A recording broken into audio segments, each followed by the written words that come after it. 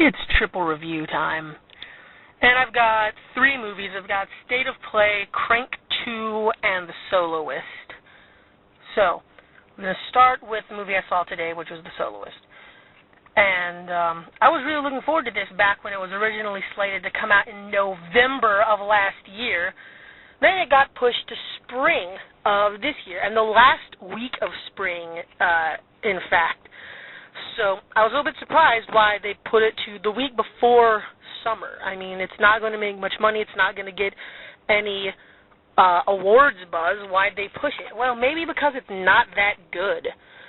So Jamie Foxx plays Nathaniel Ayers, who is a mentally disturbed homeless guy who just so happens to be extremely gifted at playing classical music, especially Beethoven.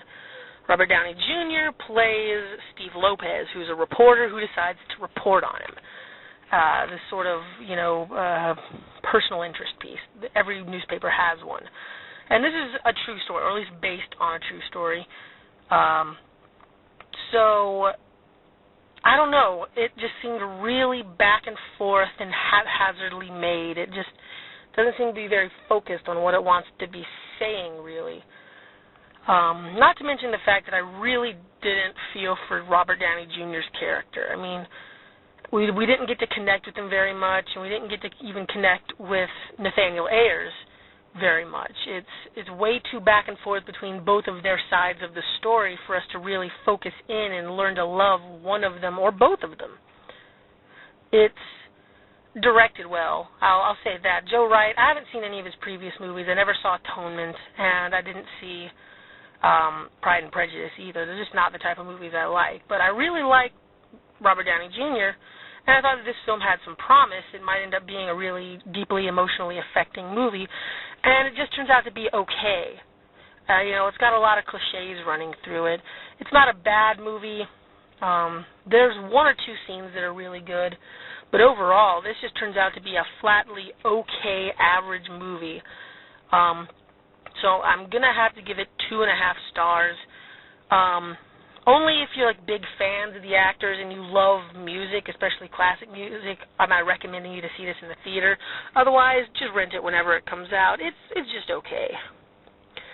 Next is State of Play, which I was really looking forward to. I thought the trailer looked great. I thought the cast was really good. Even Ben Affleck, I'm not a hater of Ben Affleck. He's good when he's given a limited role. So this is based off a BBC series that I have not seen, so I don't know how accurate it is. But it's a very thrilling movie. It's got a lot of twists and turns.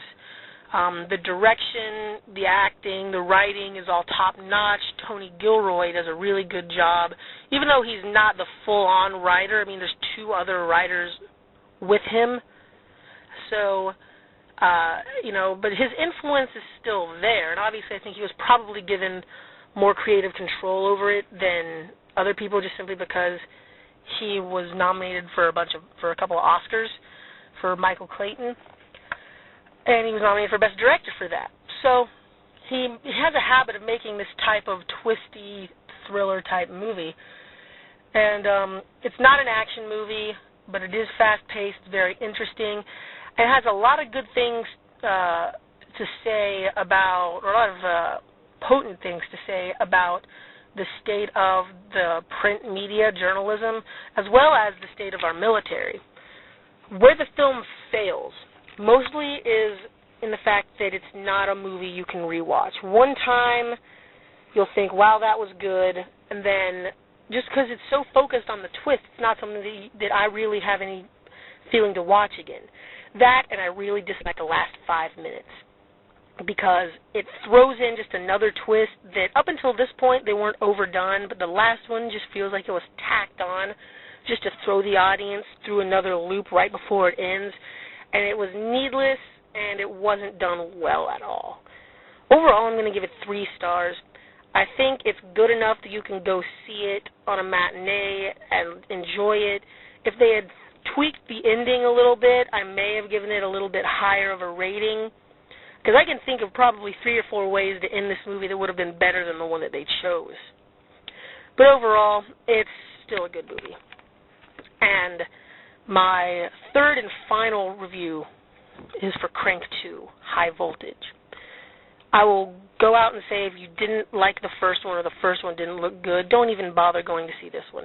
This is essentially the same movie that the first one was. It has a very similar plot. The only difference is that he has to be electrically charged instead of keeping adrenaline moving. And it's also about 5 or 10 times as explicit, as gory, and as fast-paced as the first one. It overcomes what would have been just a tireless retread of the first film by amping up everything that the first one was known for.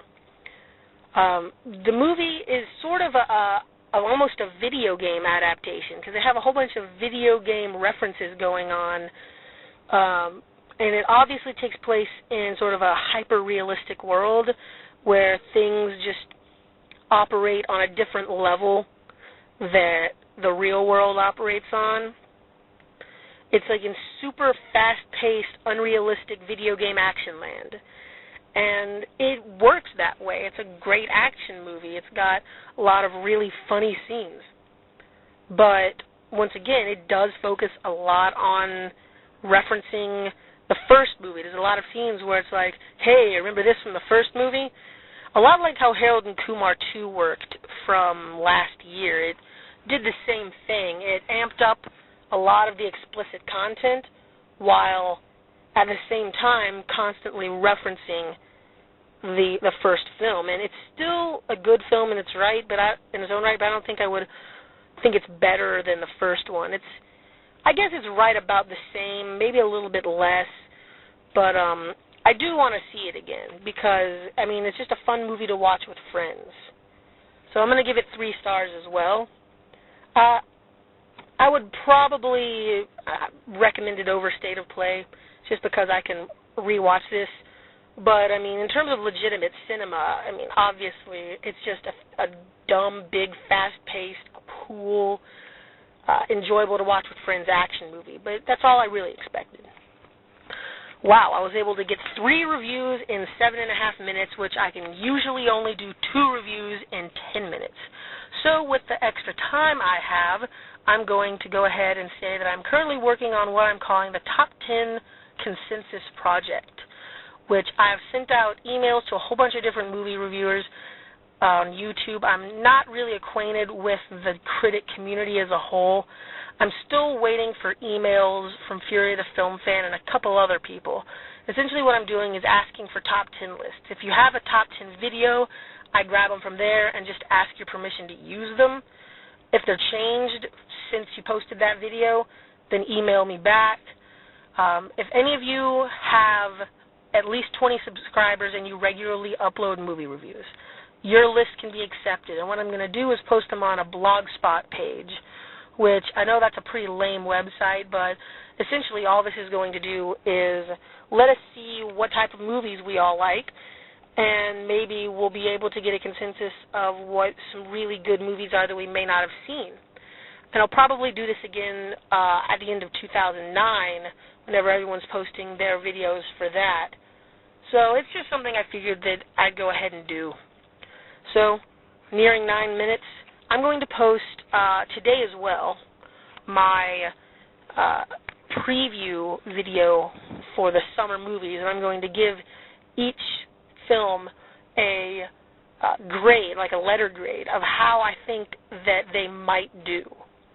So, until then, this is the great Bob Ross. Peace out.